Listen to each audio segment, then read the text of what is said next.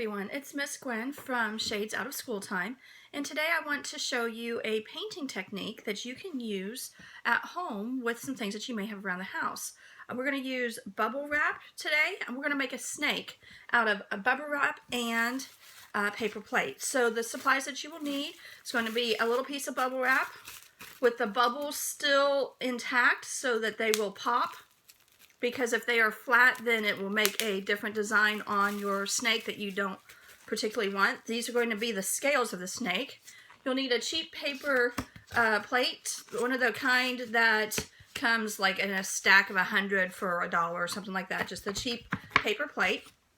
You will also need some green paint. You will need some glue. You'll need googly eyes, a paintbrush, a pair of scissors, and a tiny piece of scrap paper that is red. I'm using construction paper. This will be the tongue. I'm also choosing to use a piece of wax paper just to protect my surface that I'm painting on. So let's get started, and I'll show you how to make a snake out of these supplies. First thing that I'm going to do is I'm going to apply a layer of green paint to the bubble wrap. And this is called texture painting. When you use another item that has a texture or a bumpy surface, something that you can see, and then you apply it to paint to it and then transfer it to someplace else, this is texture transfer painting. I'm using my green paint, and I'm just going to slather a bunch of green paint onto my bubble wrap. This is fun to do, and it's quite easy. There's no right or wrong. The idea is to just cover your bubble wrap with green paint. These bubbles are going to make the scales of the snake, and we'll see that in a minute. I'm just using regular poster board craft paint.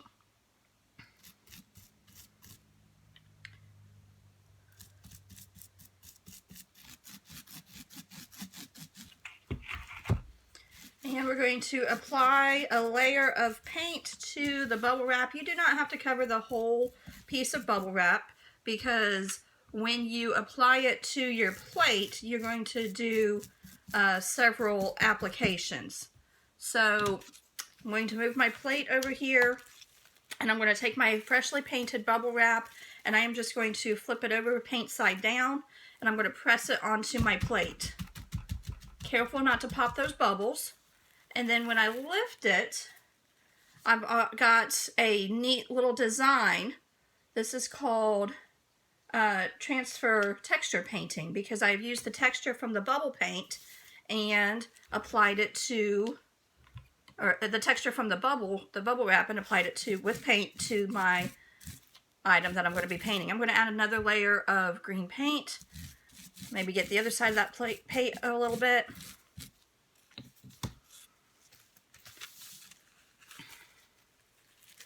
Paint side down.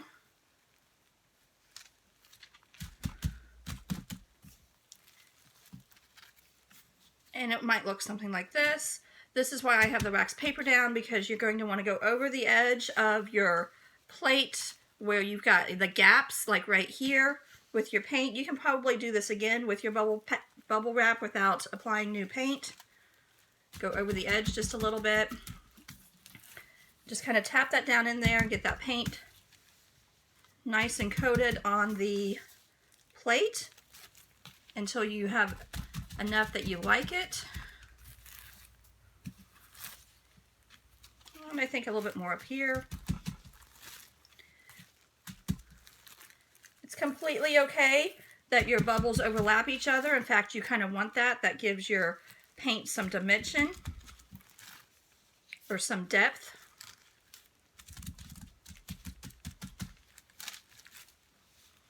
And I think that's probably good. I'm going to lay my bubble paint off to the side, or my bubble paper. I keep saying bubble paint. I'm going to lay my bubble paper off to the side. And here's my plate that's all fully painted. You can see how those might look like scales if we make this into more of a shape of a snake, which we're going to do now. I'm going to set this off to the side and let it dry for a minute. While that is drying, I'm going to take my red construction paper, and I just need a little tiny bit. So I'm going to cut some off, and we're going to make the tongue. And I'm just going to freehand this. I've just got this little tiny piece of construction paper, and I'm going to cut kind of a long, skinny little piece. I'm going to make it kind of curve a little bit because snakes' tongues curve. Fun fact, snakes use their tongue to smell their food. They don't have very good eyesight, so they use their tongue to flick it in and out and smell their food. Tiny little sliver like this. I'm going to make the bottom a little bit wider. If you can see, the bottom is a little bit wider than the top, and the reason is because this is where the glue is going to go. And snakes have a forked tongue, so I'm going to make him a forked tongue at the top just by cutting out a V shape from the edges. Cut a diagonal piece in each way, and now you have a little forked tongue. And now then I'm going to pick out some googly eyes. I'm going to pick 2 of the same size. That'll be good right there. Now what you would need to do if you're doing this at home is to wait until your plate dries. So you'll come back, and depending on how much paint you used, about 20-30 minutes or so. I did not put on a lot of paint, but you can still see that in places it is wet, and if I try to cut this now, I'm going to have paint all over me. So what I'm going to do is use a plate that I have already done, that's already dry, and I'm going to cut this in order to make my snake. And where you will need to start is around the outside edge. You're going to kind of cut it in a circular pattern all the way to the middle, like a spring. So I'm going to start out here and cut in a circle all the way around and make my circle keep going in and in until I get to the middle. And that's going to be the head. So I'm going to use my scissors and cut on my paper plate that's already dry.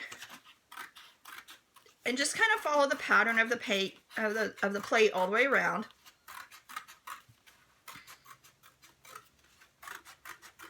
And you can see already how it's starting to look like maybe the tail of a snake.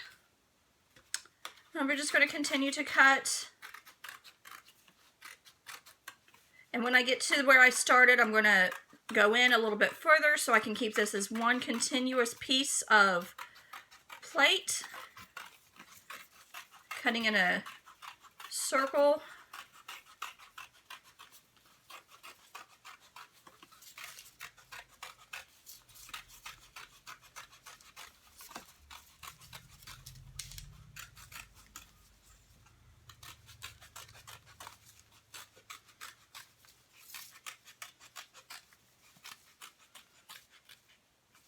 And when I get down to the end, I'm going to, I think I'm going to go one more time around.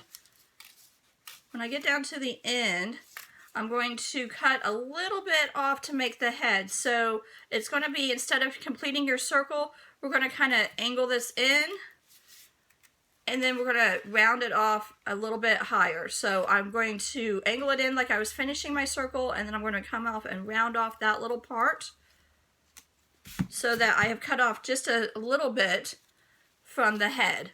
So instead of completing my circle all the way around, I took and cut off just a little, like a half moon shape from my snake. And you can see already how this looks like a snake.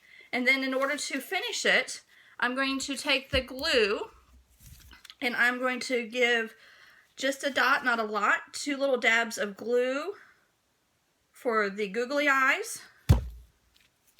And I'm going to put those googly eyes on in that glue, press it down, let them dry. And I'm going to take a little dab of glue on the wide end of the tongue that I cut off earlier. Put a little dab of glue on that. And this is going to go to the underside of your snake's head. And there you have it. You've made a little snake using just a paper plate and a paint technique called texture transfer. The texture came from the bubble wrap, and then we used a plate and we made a little snake. And it's just like that. It's super easy, something fun that you can do at home. Thanks for watching. Be sure to follow us on Facebook, Instagram, and YouTube.